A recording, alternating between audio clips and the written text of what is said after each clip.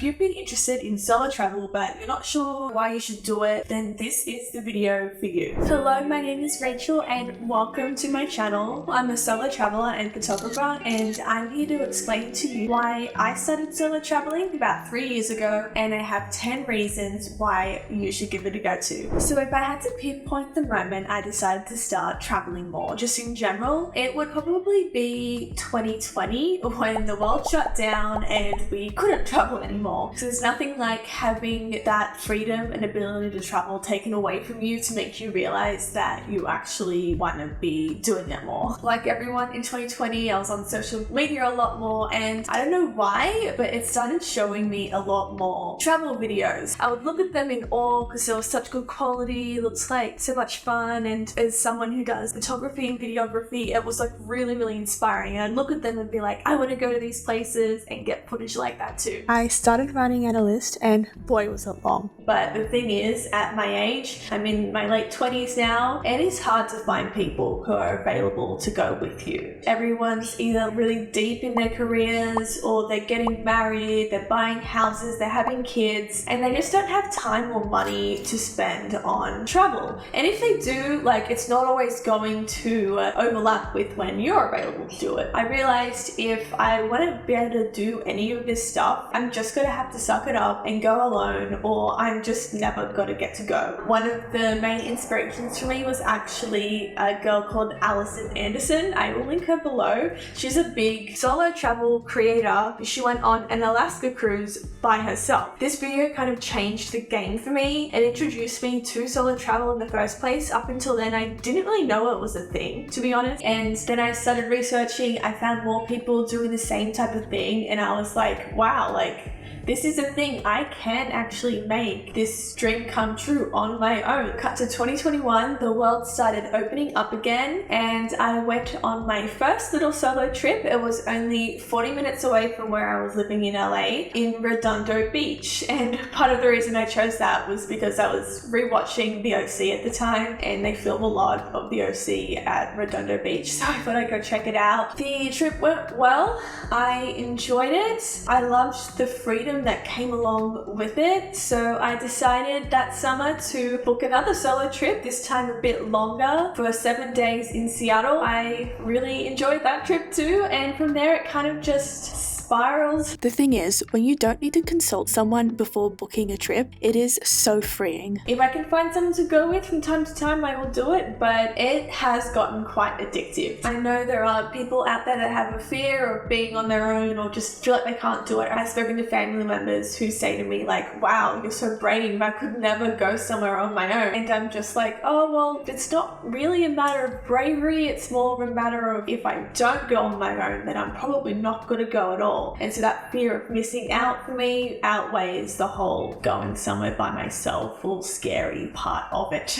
If the whole idea of not being able to do something on your own does sound scary to you, I think that's the exact reason why you should give it a go and go on a solo trip. Even if it's just once in your life and then you've been there, done that, never again, like, that's totally fine. Now on to the good stuff. Reason number one why you should give it a go is freedom.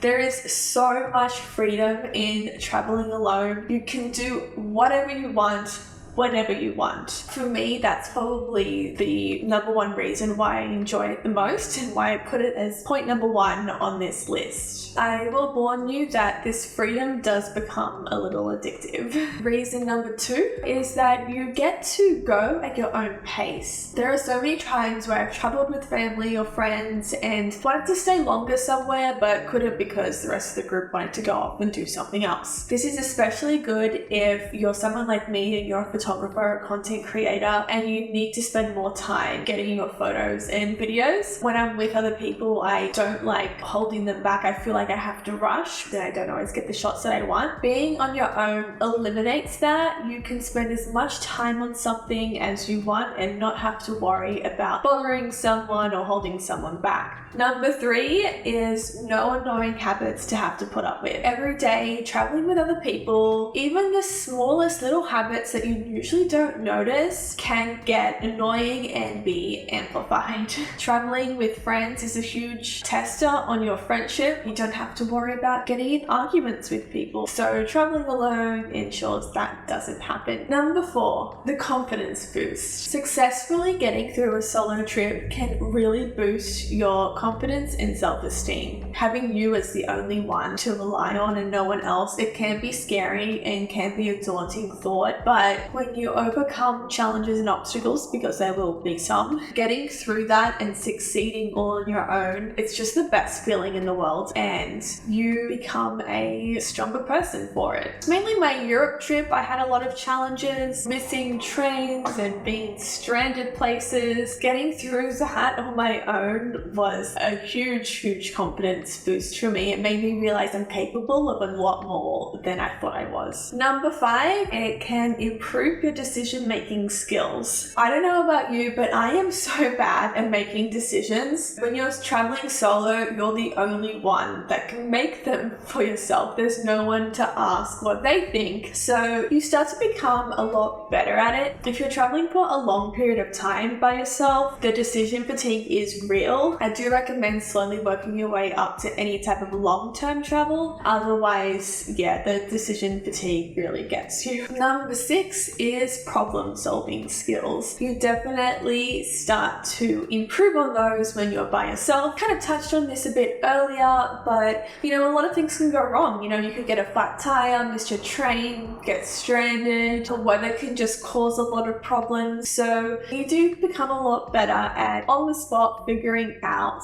a solution to your problems. Number 7 is that you can actually make friends a lot easier. This is because you are so much more approachable to other people when you're on your own. When people are talking amongst themselves, you know, other people don't want to come up and interrupt you. But when you're by yourself, it's a lot easier for other people to come up to you, and vice versa, for you to start talking to other people. And that in turn can lead to more friendships and just talking to interesting people that you wouldn't normally. Number 8, there's actually a lot more options for you. When you're on your own, it's a lot easier for people to squeeze you into things. If there's a popular restaurant you want to go to and there's a huge line outside, you could just talk to them and be like, hey, I'm on my own, it's just me, is there a seat at the bar for one person? And more than likely they will say yes, because if you're just one person, your meal's going to be a lot quicker, they can get you in and out faster, it's a little bit of extra money for them. So more opportunities is another reason why you should try it. Number 9 is more memorable experiences. When you're on your own without distractions from other people, then you're going to be more likely to live in the moment and really take in what's happening. You're also going to make unforgettable memories that are uniquely your own that you can share with people later. Reason number 10, self-discovery. You learn so